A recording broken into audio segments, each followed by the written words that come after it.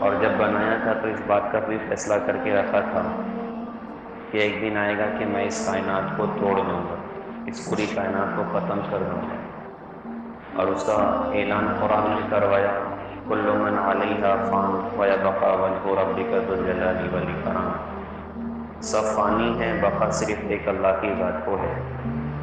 ایک تو انسان کی اپنی موت ہوا کرتی ہے کہ انسان کا اپنا وجود ہوا، کچھ دن، کچھ سال، کچھ وقت، کچھ زندگی گزار کر موت آئی، دنیا سے انسان رخصت ہو گیا۔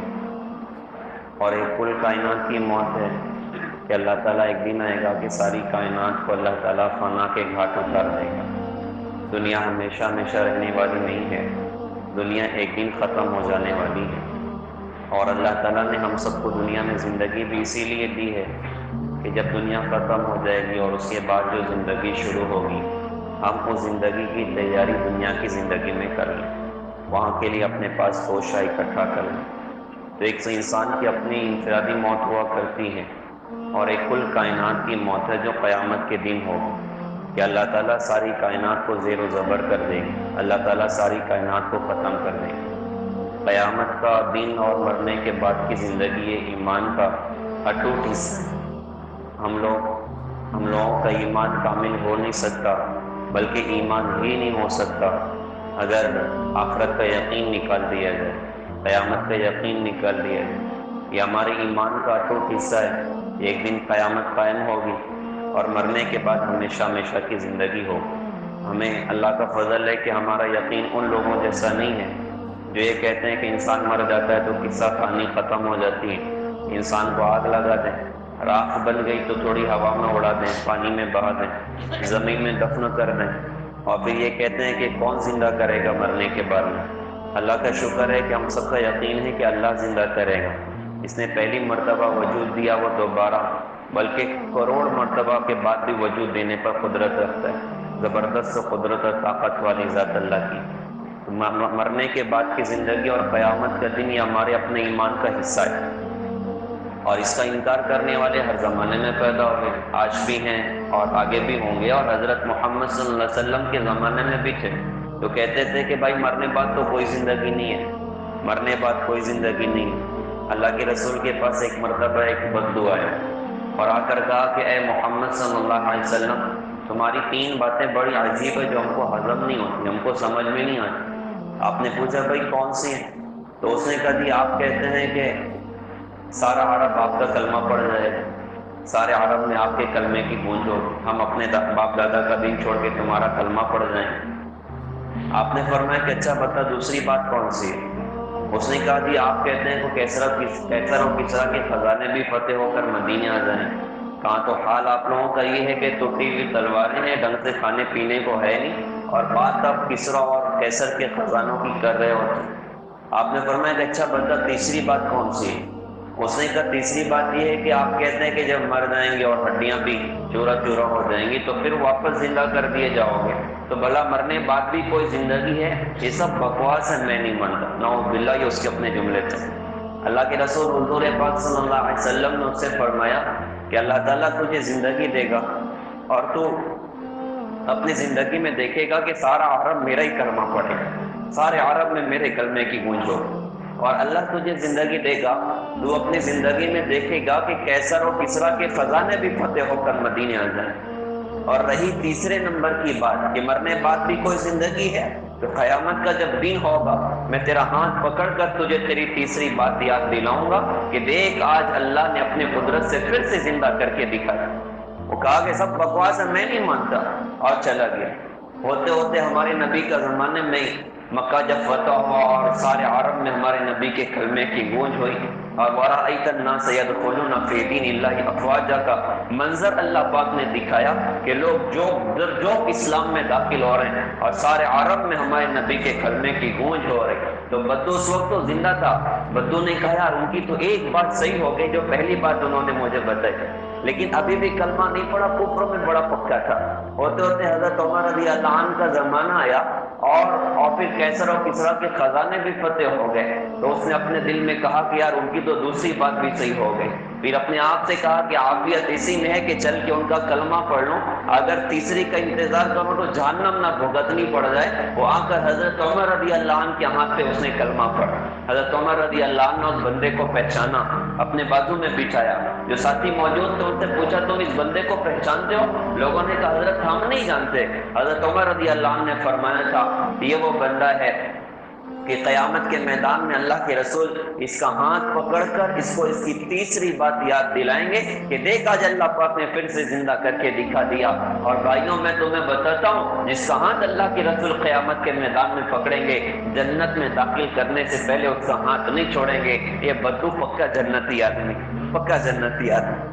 تو ایسے ہر زمانے میں لوگ ہوئے جنہوں نے مرنے کے بعد کی زندگی کا انکار کیا، اور یہ مرنے کے بعد کی زندگی اور قیامت کا دن یہ ہمارے اپنے ایمان کا اٹوٹ حصہ ہے کہ مرنے کے بعد کی زندگی ہے، اور وہ زندگی میں کہ بندوں کے عمل پر، بندوں کی زندگیوں پر اور ایمان پر اور کفر پر اللہ پاک کے فیصلے قیامت کے میدان میں ہوں گے۔ اس ساری کائنات کو اللہ تعالیٰ اپنی قدرت سے ایک دن توڑ کے دکھائے، وہ کیسا عجیب دن ہوگا۔ حدیث میں آتا ہے قیامت جمعہ کے دن قائم کی جائے گی، اور جیسے آج کسی کو نہیں پتا قیامت کب آنی ہے، تو اس دن بھی کسی کو نہیں پتا ہوگا کہ قیامت کا دن آج آ چکا ہے۔ وہ اللہ کے اپنے علم میں ہے۔ اللہ کے رسول حضور پاک صلی اللہ علیہ وسلم نے فرمایا کہ میں کیسے چین سے رہ سکتا ہوں حالانکہ میں دیکھ رہا ہوں کہ اسرافیل نے سور کو منہ میں لیا ہوا ہے اور اللہ کے عرش کی طرف نظروں کو اٹھا کر بیٹھا ہوا ہے کہ کب اللہ پاک کی طرف سے حکم ہو کہ پھونک دو، اور ایک دم سور میں پھونک دے گا۔ ان کے پھونک کا وہ اثر ہوگا کہ کائنات کو اللہ تعالیٰ اپنے قدرت سے زیر و زبر کر دے گا، آسمان کی چھت کو پھاڑ دے گا، پہاڑوں کو اللہ پاک روئی کے گالے کی طرح سے ہوا میں اڑا دے گا، سمندروں کو بھڑکا دے گا، اور ساری کائنات پہ پناہ کا اللہ پاک کا ایک فیصلہ ہوگا کہ ساری کائنات موت کا شکار ہو رہی ہوگی، ساری کائنات کی مخلوقات موت کا شکار ہو رہی ہو۔ اللہ کا شکر ہے حدیث میں آتا ہے کہ قیامت کا دن کوئی مسلمان دنیا میں نہیں ہوگا، اللہ تعالیٰ بدترین لوگوں پر اللہ پاک قیامت کا دن قائم کرے گا، کافروں پر اللہ پاک قیامت کا دن قائم کرے گا۔ تو انسان اپنی آنکھوں سے دیکھے گا کہ ساری کائنات زیر و زبر ہو رہی، آسمان پھٹ رہے، پہاڑ اڑ رہے ہیں، سمندر بھڑک رہے ہیں، سارے وحشی جانور اکٹھے کیے جا رہے ہیں، لوگ قیمتی قیمتی سامان چھوڑ کر بھاگیں گے۔ آج گود کے بچے کو ماں چھوڑ کر بھاگ رہی، آج پیٹ کا حمل وہ امید والی عورتیں اپنے پیٹ کا حمل گرا رہی، اور عورتیں اپنے گود کے بچے کو پھینک کر بھاگ رہی، اولاد ماں باپ کو دھکا دے کر بھاگ رہی، اور ماں باپ اولاد کو پھینک کر بھاگ رہے ہیں کہ آج ہماری جان بچ جائے۔ لیکن یہ اللہ کا فیصلہ ہے کہ آج بچنا کوئی نہیں، سب کو فنا کے گھاٹ اترنا ہے، آج سب کو فنا کے گھاٹ اترنا ہے۔ تو انسان اپنی آنکھ سے ساری کائنات کو زیر زبر ہوتا دیکھے گا، اس کے بعد سارے انسانوں کو بھی اللہ پاک فنا کے گھاٹ اتار دے گا۔ 7 آسمانوں کو اللہ تعالیٰ نے فرشتوں سے آباد فرمایا، ان سارے فرشتوں کو بھی اللہ پاک فنا کے گھاٹ اتارے گا۔ 7 آسمانوں پر اللہ پاک کی تسبیح چلتی ہے، 7 آسمانوں پر بلکہ کل کائنات کی مخلوقات کی اپنی اپنی زبانوں پر وہ اللہ کی تسبیح چلتی ہے۔ سبح للہ ما فی السماوات و ما فی الارض، ساری کائنات میں اللہ کی تسبیح۔ لیکن اللہ الصمد، اللہ بے نیاز ہے، اس کو کسی تسبیح کی کوئی ضرورت نہیں ہے۔ ساری دنیا سدھر جائے اس کی شان میں مچھر کے پر کے برابر اضافہ نہیں، ساری دنیا فرعونوں سے بھر جائے اس کی شان میں مچھر کے پر کے برابر کمی نہیں۔ تو سارے فرشتوں کو بھی اللہ پناہ کے گھاٹ اتارے گا جو اللہ کی تسبیح بیان کر رہے تھے۔ 7 آسمان کے فرشتے ختم ہو گئے، عرش کو اٹھانے والے 8 فرشتے، اللہ فرمائیں گے یہ فرشتے بھی ختم ہو جائیں، وہ 8 فرشتے بھی ختم ہو گئے۔ اللہ تعالیٰ ملک الموت سے پوچھیں گے کون باقی ہے؟ ملک الموت کہیں گے کہ اللہ جبرائیل، میکائیل، اسرافیل، میں اور آپ باقی ہیں۔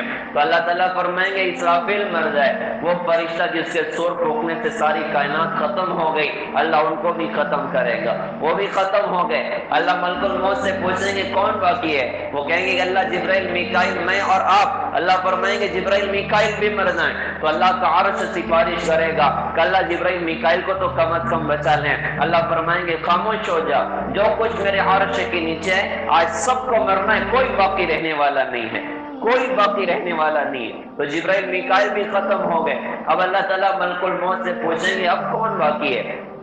تو ملک الموت کو بھی اب لگ گیا کہ اب میرا ہی نمبر ہے، بچا تو کوئی نہیں ہے۔ وہ کہیں گے کہ اللہ پاک آپ ہیں اور آپ کا ادنا غلام اسرائیل باقی ہے، تو اللہ فرمائیں گے تو بھی مر جا، تو بھی میری ایک مخلوق ہے۔ تو ملک الموت جس کو ہم سب زیارت جس ان قریب انشاءاللہ کرنے والے ہیں، اور جتنے صحب احباب ہیں سب ان کی زیارت کر کے دنیا سے رخصت ہوئے، اور ساری کائنات ان کی زیارت کرے گی۔ ملک الموت کو بھی اللہ پاک کی طرف سے یہ حکم ہے کہ تو بھی مر جا، تو بھی تو میری ایک مخلوق ہے۔ تو آج ملک الموت وہ ساری کائنات کو موت کی وادیوں میں دھکا دینے والا، آج اللہ نے اس کو بھی ادھر ہی ڈال دیا، اور یہ مرتے مرتے کیسی چیخ ماریں گے کہ کائنات تھر تھرا اٹھے گی، وہ بھی ختم ہو گئے۔ اب اس کائنات میں آج اللہ پاک کی وہ بات ثابت آئی، اور آج اللہ کی وہ بات پوری ہو گئی، کل من علیہا فان ویبقى وجہ ربک ذو الجلال والاکرام، سب فانی ہیں، بقا صرف ایک اللہ کی ذات کو ہے۔ اب اللہ ہی اللہ پوری کائنات میں، اللہ فرمائیں گے من کان لی شریکا فلیأتی، کوئی میرا شریک ہو تو سامنے آؤ، من کان لی شریکا فلیأتی، کوئی میرا شریک ہو تو سامنے آؤ، کوئی میرا شریک ہو تو سامنے آؤ۔ این الملوک، بادشاہ کہاں ہیں؟ این الجبارون، اور ظلم کرنے والے کہاں ہیں؟ این المتکبرون، تکبر کرنے والے کہاں ہیں؟ لمن الملک اليوم، آج کے دن کا بادشاہ کون ہے؟ آج کس کی بادشاہی ہے؟ جواب دینے والا کوئی نہیں، اللہ خود ارشاد فرمائے گا للہ الواحد القہار، آج ایک اکیلے قہار اللہ کی بادشاہی ہے۔ پھر اللہ تعالیٰ آسمان و زمین کو اپنی مٹھی میں لپیٹے گا اور ایک جھٹکا دے کر فرمائیں گے انا الملک، میں ہوں بادشاہ۔ ایک دوسرا جھٹکا دے کر ارشاد فرمائیں گے انا المہیمن العزیز انا القدوس السلام المؤمن، میں ہوں قدوس سلام مومن۔ ایک تیسرا جھٹکا دے کر اللہ پاک ارشاد فرمائیں گے انا المہیمن العزیز الجبار المتکبر، میں ہوں مہیمن عزیز جبار متکبر۔ اس کے بعد ساری کائنات کے انسانیت اور مخلوقات کی طرف اللہ پاک متوجہ ہو کر فرمائے گا میرے بندوں میں نے تمہیں بنایا، میں نے تمہیں موت دی، اور قریب میں واپس تمہیں زندہ کر کے دکھاؤں گا۔ پھر اللہ اپنی قدرت سے ساری انسانیت کو زندہ کرے گا، پھر وہ میدان پیارے بھائیوں قائم ہوگا جس میں کوئی کسی کا پرسان نحال نہ ہوگا، یہ سارا ہمارا بڑا قبرستان اٹھ رہا ہوگا، لوگ اپنی اپنی قبروں سے اٹھ رہے ہوں گے بدل سے مٹیاں جھاڑتے ہوئے، اور حشر کے میدان کی طرف بڑھ رہے ہوں گے۔ ساری کائنات کو اللہ تعالیٰ ایک بڑے میدان میں جمع کروائے گا، اور وہ دن بڑا عجیب دن ہوگا۔ یوم یفر المرء من اخیہ وامہ وابیہ وصاحبتہ وبنیہ لکل امرئ منہم یومئذ شأن یغنیہ۔ کتا عجیب نقشہ اللہ پاک نے کھینچا کہ آدمی اپنے ماں باپ سے بھاگے گا، بیوی بچوں سے بھاگے گا، بھائی سے بھاگے گا، اپنی اولاد سے بھاگے گا، کوئی کسی کو ایک نیکی دینے کے لیے تیار نہ ہوگا۔ وہ کیسا عجیب دن ہوگا قیامت کا دن کہ لوگ اپنے رشتہ داروں کو پہچاننے سے انکار کر جائیں گے، اور سارے حشر کے میدان میں جمع کیے جائیں گے۔ اللہ کے رسول حضور پاک صلی اللہ علیہ وسلم نے بڑا عجیب نقشہ قیامت کا کھینچ کر سنایا اور بتایا کہ کیا کچھ اس قیامت کے میدان میں ہوگا، اور اللہ تعالیٰ نے جگہ جگہ قیامت کے تذکرے قرآن میں کیے کہ میرے بندے فکر آخرت کے ساتھ زندگی گزاریں، قیامت کے فکر کے ساتھ زندگی گزاریں۔ اللہ کے رسول نے فرمایا تھا کہ ہر آدمی اپنے گناہ کے بقدر پسینے میں ڈوبا ہوا ہوگا، کوئی ٹکنوں تک، کوئی گھٹنوں تک، کوئی کمر تک، یہاں تک کہ کوئی بندہ اپنے گناہوں کی وجہ سے اپنے پسینے میں ڈبکیاں لگا رہا ہوگا۔ وہ ایسا عجیب دن ہوگا قیامت کا دن کہ ایک ایک گناہ سامنے کر دیا جائے گا، ایک ایک نیکی سامنے کر دی جائے گی۔ فَمَن يَعْمَلْ مِثْقَالَ ذَرَّةٍ خَيْرًا يَرَهُ وَمَن يَعْمَلْ مِثْقَالَ ذَرَّةٍ شَرًّا يَرَهُ، جس نے ذرے کے برابر نیکی کی ہوگی اپنے سامنے موجود پائے گا، جس نے ذرے کے برابر گناہ کیا ہوگا اپنے سامنے موجود پائے گا۔ بڑا عجیب دن ہوگا۔ اللہ نے فرمایا کہ لا تحسبن اللہ غافلا عما يعمل الظالمون انما يؤخرهم ليوم تشخص فيه الابصار مهطعين مقنعي رؤوسهم لا يرتد اليهم طرفهم وافئدتهم هواء۔ کیسی عجیب بات اللہ پاک نے ارشاد فرمائی۔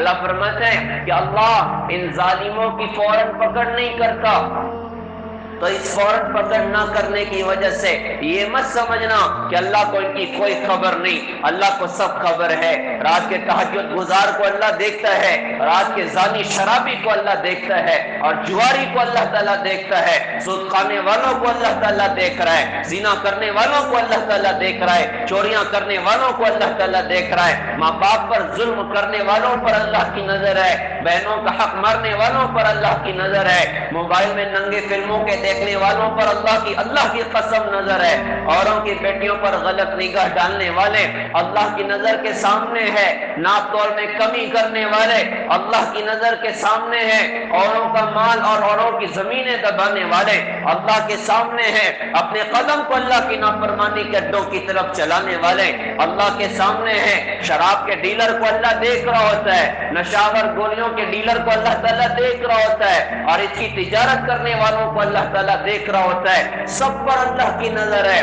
کوئی آدمی خون کر رہا ہے، اوروں کا خون بہا رہا ہے، اوروں کے جان مال کا دشمن بنا ہوا ہے، غیبت کر رہا ہے، اوروں کی برائیاں کر رہا ہے اور بہتان درازی کر رہا ہے، سب پر پیارے بھائیوں اللہ کی نظر ہے۔ تو جب نظر ہے تو فوراً پکڑ کیوں نہیں ہوتی؟ کیوں اللہ پاک ہاتھ نہیں توڑ دیتا؟ کیوں اللہ تعالیٰ پیر نہیں توڑ دیتا؟ تو یہ بات ارشاد فرمائے کہ اللہ نے تو موقع دے کے رکھا ہوا ہے، یہ دنیا تو امتحان کا جہان ہے، یہ دنیا تو عمل کا جہان ہے، اللہ سب کو دیکھے گا۔ وہ کبھی کبھی جب نافرمانیاں لیول کراس کر جاتی ہیں تو کبھی کبھی اللہ تعالیٰ سمندر میں سونامی کے جھٹکے لگا دیتا ہے، کبھی کبھی پانیوں کو بے قابو کر دیتا ہے، کبھی کبھی ہواؤں کو بے قابو کر دیتا ہے، کبھی کبھی اللہ تعالیٰ پھر زمین کو لرزا کے رکھ دیتا ہے، یہ بتانے کے لیے کہ تم نے کیا سمجھ کے رکھا، تم جو چاہو گے کرو گے، تم پر کوئی نہیں ہے، ایک اللہ کی ذات ہے جس کی ساری کائنات میں حکومت ہے، تم باغی بنو گے وہ پکڑ کر کے دکھائے گا، اگر یہاں نہ کی تو مرنے کے بعد کی زندگی میں اگر بغیر توبہ کے مر گئے تو وہ تباہیاں اور بربادیاں جس کا تصور تم نہیں لگا سکتے، جس کا انداز تم نہیں لگا سکتے۔ تو اللہ فرماتے ہیں کہ اللہ ان سے غافل نہیں ہے، اللہ سب دیکھ رہا ہے کہ کیا کچھ ہو رہا ہے۔ اللہ کی قدرت ہے کہ پیر توڑ دے، حالانکہ قدرت ہے کہ آنکھ توڑ دے، حالانکہ قدرت ہے کہ ہاتھ توڑ دے، لیکن موقع دے کے رکھا ہوا، کر لو جو کچھ کرنا ہے۔ تمہاری کتاب تیار ہو رہی، تمہاری فائل تیار ہو رہی، قیامت کے دن تمہاری فائل کھولوں گا، قیامت کے میدان میں تمہارے عمل کو تمہارے سامنے کر کے دکھاؤں گا۔ انسان یہ نہ سمجھے کہ جو زندگی گزر رہی یہ گزر کے چلی گئی، اس پر خوش نہیں ہونا۔ اللہ کی قسم میری زندگی قیامت میں میرے سامنے آ کر کھڑی ہو جائے گی، آپ کی زندگی آپ کے سامنے کھڑی ہو جائے گی، اور اس زندگی کو دیکھ کر بندہ کہے گا یار یہ عجیب زندگی ہے، یار یہ عجیب کتاب ہے، جو کچھ میں نے زندگی میں کیا تھا وہ سارا اس کتاب میں لکھا ہوا، ایک ایک نیکی لکھی ہوئی، ایک ایک گناہ لکھا ہوا۔ رات کے تہجد گزار کو مبارک ہو، نماز پڑھنے والوں کو مبارک ہو، آنکھیں جھکا کر زندگی گزارنے والوں کو مبارک ہو، ان جوانوں کو مبارکباد ہو جو حضرت محمد صلی اللہ علیہ وسلم کے عاشق بن کے زندگی گزارتے ہیں، ان کی سنتوں پر چلتے ہیں، آنکھیں جھکا کر زندگی گزارتے ہیں۔ ان بھائیوں کو مبارک ہو جن کی آنکھیں وہ نافرمانیوں سے بچتی ہیں، فحاشی سے بچتی ہیں، انہیں مبارک ہو جن کے کان قرآن کے سننے میں لگتے ہیں، ان بندوں کو مبارک ہو جن کی زبانیں قرآن پر چلتی ہیں، اللہ کی یاد پر چلتی ہیں، اللہ کے ساتھ گزرتی ہیں، ان بندوں کو مبارک ہو جن کے قدم اللہ کے گھر کی طرف چلتے ہیں، اللہ کی راہوں کی طرف چلتے ہیں۔ ان اخلاق والے انسانوں کو مبارک ہو جو اپنے ماں باپ کی خدمت کر رہے ہوتے ہیں، جو اپنی بیویوں کے ساتھ اچھا سلوک کر رہے ہوتے ہیں۔ ان بندوں کو مبارک ہو جنہوں نے اپنے آپ کو جھوٹ سے بچایا، سود سے بچایا، گالی سے بچایا، لعن طعن سے بچایا، غیبت کرنے سے بچایا، اوروں کی برائیاں کرنے سے بچایا۔ ان سب کو مبارک ہو، یہ اپنی زندگی کو دیکھ کر بڑے خوش ہوں گے، لسعیھا راضیہ، اپنی دنیا کی محنتوں پر خوش ہوں گے کہ اللہ تیرا شکر ہے دنیا میں سجدہ کیا تھا، تیرا شکر ہے دنیا میں آپ کو راضی کیا تھا، تیرا شکر ہے دنیا میں اپنی کمائیوں اور خرچوں میں آپ کے احکامات کو زندہ کیا تھا، آپ کے نبی کی سنتوں پر ہم نے آپ کی توفیق سے اپنے آپ کو چلایا تھا۔ اللہ آپ کا احسان ہے، اللہ آپ کا فضل ہے، یہ قیامت کے میدان میں بھی شکر و گزار بنیں گے، جنت میں جا کر بھی شکر و گزار بنیں گے۔ الحمدللہ الذی ہدانا لہذا وما كنا لنهتدي لولا ان هدانا اللہ۔ نیک بندوں کا جملہ جنت میں داخل ہونے کے بعد یہ ہوگا کہ تمام تعریف اس اللہ کے لیے جس نے ہم کو ہدایت عطا فرمائی اور ہدایت دے کے جنت میں پہنچا دیا۔ اگر اللہ ہمیں ہدایت نہ دیتا تو ہم لوگ کبھی بھی جنت میں پہنچنے والے نہیں تھے۔ کیا نصیب ان بندوں کا ہے۔ آج کتاب سامنے آ گئی، اپنی زندگی کو دیکھ کر بڑی خوشی ہو رہی ہے، کتنے نیک عمل کیے تھے، کیسے اللہ کو راضی کیا تھا۔ یہی قیامت کا دن ہوگا جس میں کتنے لوگ ہوں گے، کروڑوں کروڑ انسان اللہ تعالیٰ ہم سب کی حفاظت فرمائیں، بلکہ ساری انسانیت کی اللہ تعالیٰ حفاظت فرمائیں۔ عمومی ہدایت کی ہوائیں اللہ تعالیٰ چلا کر ساری انسانیت کو جہنم کی آگ سے بچانے کے فیصلے کریں۔ کروڑ انسان اپنی زندگی کو دیکھ کر قیامت کے میدان میں کون کے آنسو روئیں گے کہ ہائے کیا کر دیا، ہائے کہاں زندگیوں کو ضائع کر دیا، ہائے کہاں زندگیوں کو برباد کر دیا۔ اپنی کتاب کو دیکھ کر وہ بچیاں جنہوں نے ایمان کے سودے کر دیے تھے، جنہوں نے دین کے سودے کر دیے تھے، اپنا انجام دیکھ کر کون کے آنسو روئیں گی، ہائے کیوں دین کا سودا کیا۔ اوروں کی گندی زندگیاں دیکھ کر، غیروں کی گندی زندگیاں دیکھ کر، ان کے مال کی ریل پیل دیکھ کر اپنے ایمان کا سودا کیوں کیا۔ آج اپنی کتاب کو دیکھ کر کون کے آنسو رو رہے ہیں۔ کتنے نوجوان ہو گئے جنہوں نے ناچنے والوں کو زندگی کا ہیرو بنایا تھا، گانے والوں کو زندگی کا ہیرو بنایا تھا، شرابیوں کو، زانیوں کو زندگی کا آئیڈیل بنایا تھا۔ آج دیکھو تو صحیح، اپنی کتاب کو دیکھ کر رو رہے ہیں، ہائے کیا کر دیا، ہائے کس کے پیچھے چلے گئے۔ بلکہ اسی صف میں ناچنے والا بھی کھڑا ہوا، اسی صف میں گانے والا بھی کھڑا ہوا، وہ بھی خون کے آنسو رو رہے ہیں، ان کے پیچھے چلنے والے بھی خون کے آنسو رو رہے ہیں کہ ہائے کیا کر دیا تھا۔ وَلَا يَسْأَلُ حَمِيمٌ حَمِيمًا يُبَصَّرُونَهُمْ يَوَدُّ الْمُجْرِمُ لو يفتدي من عذاب يومئذ ببنيه وصاحبته واخيه وفصيلته التي تؤويه ومن في الارض جميعا ثم ينجيه كلا۔ اللہ نے فرمایا کہ کوئی دوست کسی دوست کے کام نہیں آئے گا، کوئی دوست کسی دوست کے کام نہیں آئے گا۔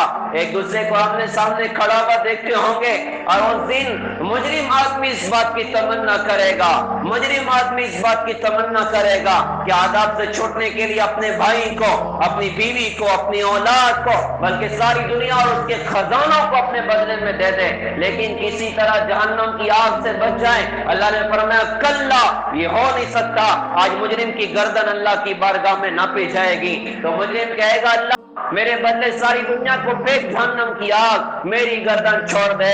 میں ایک سوال اپنی ذات سے کروں، آپ سب اپنی اپنی ذات سے کریں، کیا جھوٹ بولنے والا مجرم نہیں ہے؟ کیا نماز کا چھوڑنے والا مجرم نہیں ہے؟ وہ نماز کا عمل جس کے بارے میں آقا صلی اللہ علیہ وسلم نے فرمایا تھا میری آنکھوں کی ٹھنڈک نماز میں رکھی گئی، میری آنکھوں کی ٹھنڈک نماز میں رکھی گئی، تو کیا نماز چھوڑنے والا مجرم نہیں ہے؟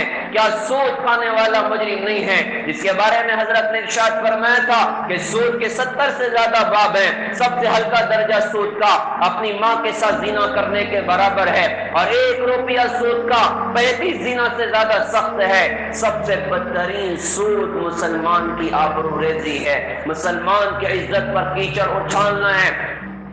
تو کیا سود کھانے والا مجرم نہیں؟ کیا اوروں پر بہتان درازی کرنے والا مجرم نہیں؟ کیا غیبت کرنے والا مجرم نہیں؟ کیا گالیاں دینے والا مجرم نہیں؟ ہمارے نبی نے فرمایا تھا میری امت آپس میں گالی گلوچ کرنا اختیار کرے گی، اللہ کی نظر سے گر جائے گی۔ بڑا سینے کا درد ہے، ہماری نوجوان نسل کو کس کی نظر لگ گئی؟ ارے کس کے طریقوں پر چلنے والی بندی چلی جا رہی؟ ہمیں تو خوبصورت سلام دیا گیا، ہمیں تو خوبصورت سلام ملاقات کا ایک عنوان دیا گیا، آج نوجوان کی ملاقات گالی سے ہو رہی، گالیوں سے بات ہو رہی ہے۔ کیوں اللہ کی نظر میں ہم گر جائیں؟ کیوں اپنے آپ کو اللہ کی نظر سے ہم گرا لیں؟ یہ زبان گالی کے لیے نہیں ہے تو کیا گالی دینے والا مجرم نہیں ہے؟ کیا بہتان درازی کرنے والا مجرم نہیں ہے؟ کیا ماں باپ کو برا بھلا بولنے والا مجرم نہیں ہے؟ کیا جس کے ہاتھ میں شراب کے جام چھلک گئے کیا وہ مجرم نہیں ہے؟ حالانکہ اللہ کے رسول نے کتنا شراب سے اپنی امت کو روکا، کتنا شراب سے اپنی امت کو منع کیا، اور کتنا شراب سے اور نشے سے اپنی امت کو بچایا۔ حدیث میں آتا ہے کہ نشہ اور چیزوں میں 70 بڑے بڑے نقصانات ہیں، بلکہ اس سے بھی زیادہ سب سے بڑا یہ ہے کہ موت پہ کلمہ یاد نہیں ہوتا، موت پہ کلمہ یاد نہیں ہوتا۔ تو شراب کے جام ہاتھ میں چھلک رہے ہیں، یا کتا گولی نوجوان اس سے عمل کر رہے ہیں، نشے کی گولیاں اگر اس سے عمل کر رہے ہیں، تو کیا نشے کی گولیاں استعمال کرنے والا مجرم نہیں ہے؟ اور اس سے بھی آگے بڑھ کر کیا شراب کا ڈیلر مجرم نہیں ہے؟ کیا نشہ اور گولیوں کا ڈیلر مجرم نہیں ہے؟ درد کی بات ہے، اور انہوں نے تو واقعی امت کو بہت جگہ ذبح کیا، لیکن معاف کرنا اکثر جگہ امت نے امت کو ذبح کر کے رکھ دیا، مسلمان نے مسلمان کو ذبح کر کے رکھ دیا۔ آج مسلمان بھی نشہ اور گولیوں کا ڈیلر بن کے بیٹھا ہوا صاحب، جو اپنی الماریاں پیسوں سے بھرنے کے لیے نبی کی امت کے نوجوانوں کو نشے کی گندی لت میں جھونک دے۔ اللہ کی قسم، اس کے پیسے کی الماریاں، اس کی الماریوں کے پیسے اس کو قیامت کے میدان میں اللہ کے عذاب سے نہیں بچا سکتے، اور اس کی نسلیں کل قیامت کے میدان میں اس کا ہی گریبان پکڑے گی۔ کیوں ہمیں حرام کی کمائیاں کھلائی تھیں، کیوں ہمیں گندی کمائیاں کھلائی تھیں؟ تو کیا نشہ اور گولیوں کا ڈیلر مجرم نہیں ہے؟ کیا اپنے قدم کو اللہ کی نافرمانی کے اڈوں کی طرف چلانے والا مجرم نہیں ہے؟ کیا سود کھانے والا مجرم نہیں ہے؟ کیا ماں باپ پر ظلم کرنے والا مجرم نہیں ہے؟ آج کتنے ماں باپ گھروں میں سسک کے زندگی گزار رہے ہیں کہ اولاد پوچھتی نہیں ہے، اولاد خیال نہیں کرتی، اولاد خدمت نہیں کرتی، حالانکہ ماں باپ نے اولاد کے ساتھ کیا کچھ کیا تھا، ماں باپ نے اولاد کے ساتھ کیا کچھ کیا تھا۔ اس سے بڑھ کر ایک عجیب بات جو آج کل ہمارے سینوں کو چیر رہی ہے، کتنی مسلمان بچیاں ماں باپ کو چھوڑ کر اوروں کے ساتھ چلی جا رہی۔ میں ایک بڑی درد سے ایک بات کہوں گا سارے مجمع کے سامنے کہ اللہ کے لیے ہم اپنی بچیوں کو سنبھالیں، اللہ کے لیے ہم اپنے بچوں کو سنبھالیں، بچپن سے ان کی نگرانی فرمائیں، بچپن سے ان کو دین سکھائیں، اپنی بچیوں کو پردہ سکھائیں، اپنی بچیوں کو چھپنا سکھائیں۔ یہ بات کہنے میں کوئی میں عار محسوس نہیں کرتا کہ گلی گلی کے نکڑ پر درندے بیٹھے ہوئے اور بھیڑیے بیٹھے ہوئے بچیوں کو شکار کرنے کے لیے۔ اللہ تعالیٰ حفاظت فرمائے، کیسے دل دوز واقعات رونما ہو رہے ہیں، کیسے بچیاں ماں باپ کو چھوڑ کے چلی جا رہی۔ وہ ماں باپ جنہوں نے اپنی گود میں بچی کو بچھایا، جنہیں پیار دیا، محبت دی، اور کیسے کیسے ان کی خدمت کی، اور کیسے ان کی تربیت کی اور ان کی تعلیم کی فکر کی، آج جا کے اوروں کے ساتھ شادیاں رچا لی، آج ماں باپ کو چھوڑ دیا، آج گھر والوں کو چھوڑ دیا، سب سے بڑی بات اسلام کو چھوڑ کر اوروں کی طرف چلی گئی۔ یہ کیسی تباہی کی بات ہے، یہ کیسی بربادی کی بات ہے۔ حسن ظن اور چیز ہے، اولاد کی تربیت کی فکر اور چیز ہے۔ ٹھیک ہے، آپ حسن ظن رکھیں اپنی اولاد کے لیے، بہت اچھا ہے، ہم سب حسن ظن رکھیں کہ واقعی میری بیٹی بہت نیک ہے، بڑی متقی ہے، لیکن اللہ کے واسطے نگرانی فرمائیں، اللہ کے واسطے نگرانی فرمائیں، اللہ کے واسطے تربیت کی فکر فرمائیں، اللہ کے واسطے نظر رکھیں۔ موبائل نے برباد کر کے رکھ دیا ہے، موبائل نے تباہ کر کے رکھ دیا ہے۔ ایک دور تھا کہ لڑکے لڑکیوں کے لیے کوششیں کرتے تھے، ان کے پیچھے چلتے تھے، آج ایسا اس موبائل کی لعنت نے ایسے برے دن دکھائے ہیں، آج بچیاں ایسی تباہی کے دہانے پر جا رہی کہ بچیاں لڑکوں کو شکار کر رہی، لڑکیاں لڑکوں کو شکار کر رہی۔ یہ ایک سلگتا پہلو ہے، بڑا درد بڑا پہلو ہے، لہذا ہم سب کو اس تعلق سے بہت فکر کرنا چاہیے۔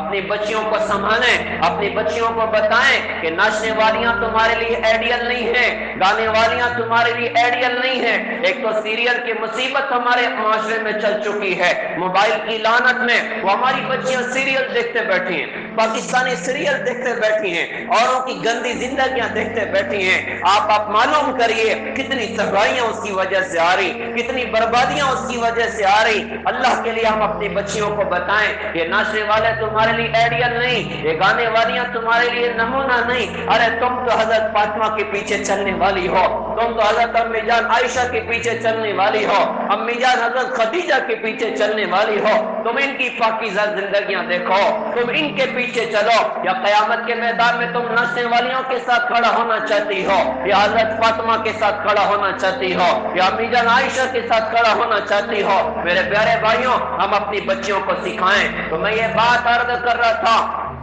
کیا موبائل میں ننگی فلموں کا دیکھنے والا مجرم نہیں ہے؟ کیا اپنے قدم کو اللہ کی نافرمانی کے اڈوں کی طرف چلانے والا مجرم نہیں ہے؟ کیا وہ بچیاں مجرم نہیں ہیں کہ جو اللہ اس کے رسول کی نافرمانیوں کی راہ پر جا رہی، جو بے پردہ ہو رہی، جنہیں اللہ پاک نے پردے کے ذریعے سے عزت دی، جنہیں اللہ پاک نے اسلام کے ذریعے سے مقام دیا؟ کیا وہ بچیاں مجرم نہیں ہیں جو ناچنے والیوں کو زندگی کا آئیڈیل بنا جائیں؟ کیا وہ نوجوان مجرم نہیں ہیں جو ناچنے والوں کو زندگی کا ہیرو بنائیں؟ میرے پیارے بھائیوں، آج توبہ کی ضرورت ہے، آج لوٹنے کی ضرورت ہے۔ قیامت کے میدان میں مجرم کہے گا، اللہ میرے بدلے ساری دنیا کو پھینک دے جہنم میں، بس میری گردن چھوڑ دے۔ کہا جائے گا نہیں، اب نہیں ہو سکتا، آج تو مجرم کی گردن اللہ کی بارگاہ میں ناپی جائے گی۔ پیارے بھائیوں، حالات بڑے سنگین ہیں، آسمان و زمین کے تیور بدل چکے ہیں اور سمندر کے پانیوں کے تیور بدل چکے ہیں۔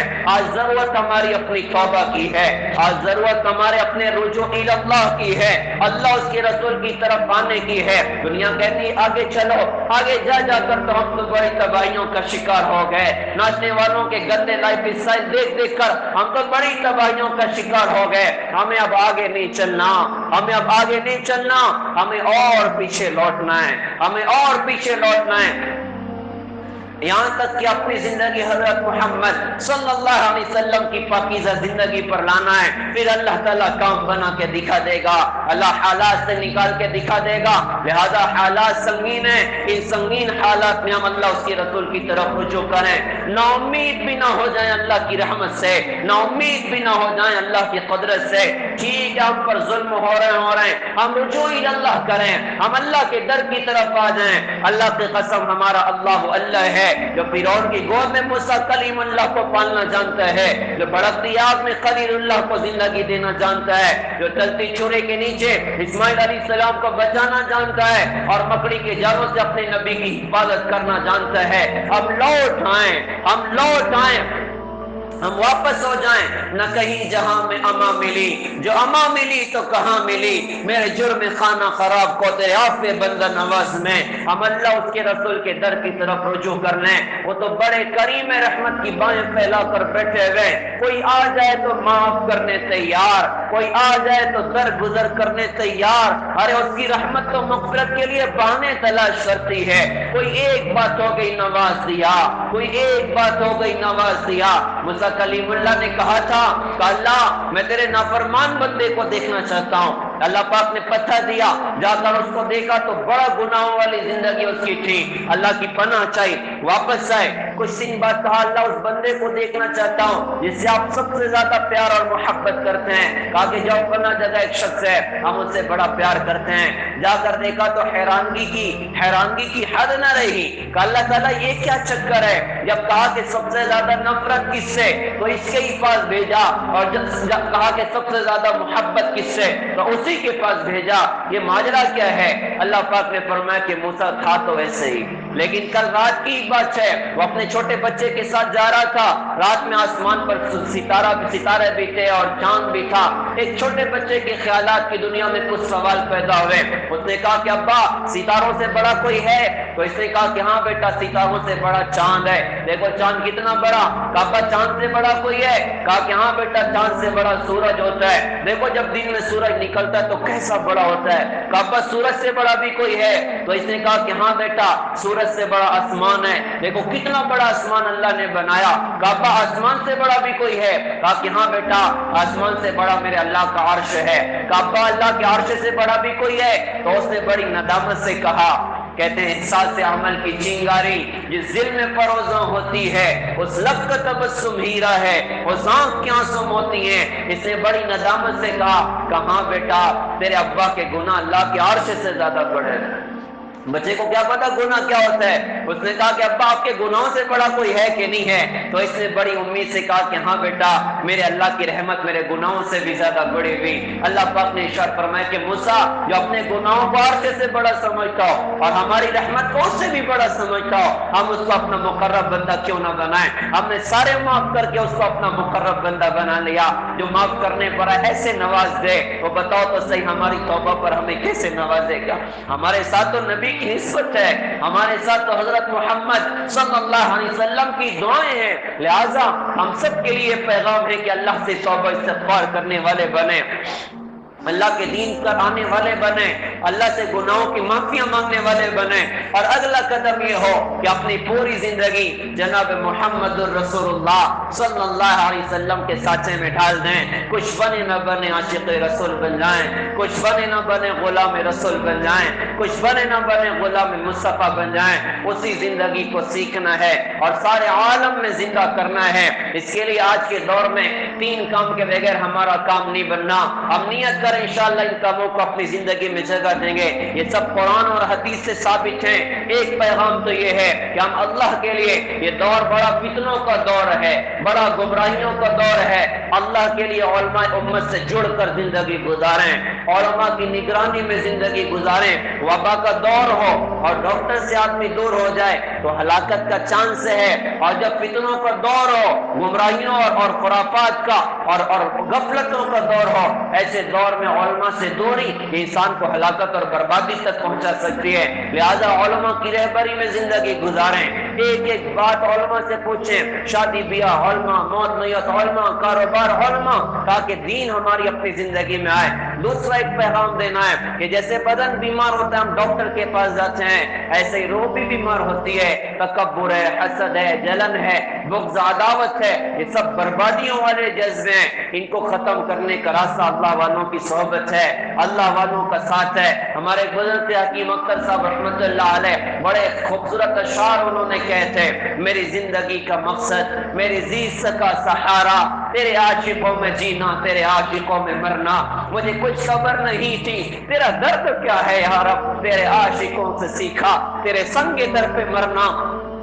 کسی اہل دل کی صحبت جو ملی کسی کو اکثر، اسے آ گیا ہے جینا، اسے آ گیا ہے مرنا۔ ہم اللہ والوں کے ہاتھ میں ہاتھ دیں، اللہ والوں کی نگرانیوں میں زندگی گزاریں، کچھ اللہ اللہ کرنے کا مزاج بنائیں، کچھ اللہ کی یاد کا مزاج بنائیں، زندگی سنور جائے گی۔ اور ایک تیسرا کام بڑا خوبصورت سا دعوت و تبلیغ کی خوبصورت محنت ہے، جس میں مثبت بن کر اخلاق کے ساتھ، اخلاص کے ساتھ، ہر ایک کو اپنا سمجھ کر نبی کے درد غم کو لے کر دنیا میں چلنا، کبھی عرش پر، کبھی فرش پر، کبھی در بدر، کبھی ان کے گھر، غم عاشقی تیرا شکریہ میں کہاں کہاں سے گزر گیا۔ اللہ تعالی ہم سب کو قبول فرمائے، عمل کی توفیق عطا فرمائے۔ وآخر دعوانا الحمدللہ رب العالمین۔